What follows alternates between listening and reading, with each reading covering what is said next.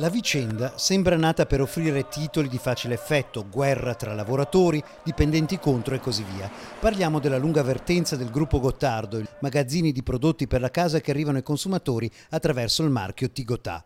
Vertenza dura, incentrata sull'orario di lavoro, una perenne precarietà, diritti sempre in bilico. Potremmo dire nulla di nuovo nella logistica, ma qui lo scontro è più aspro, questa volta sul fronte Logap che lavora per movimentare le merci del gruppo.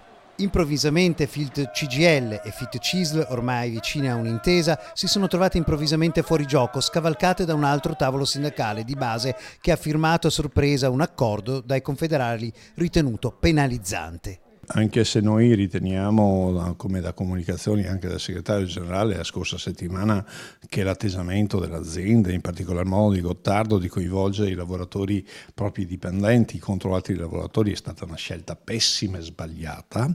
In questo caso noi non mettiamo lavoratori contro lavoratori nel modo più assoluto, è che secondo me la scarsa lungimiranza, anzi forse la stupidità delle aziende, in questo caso ha fatto accordi sindacali per dividere i lavoratori.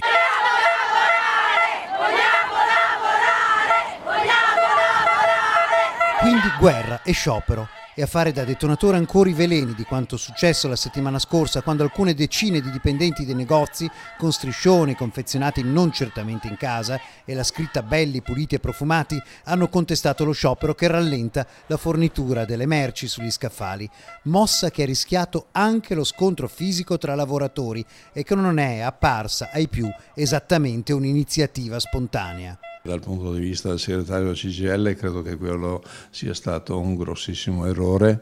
Molti lavoratori senza microfoni hanno confidato che è stato uno degli errori più grossi della loro vita. Io penso che quella cosa lì abbia insegnato a tutti e spero anche alle aziende che quel percorso di mettere uno contro l'altro è una scelta totalmente sbagliata.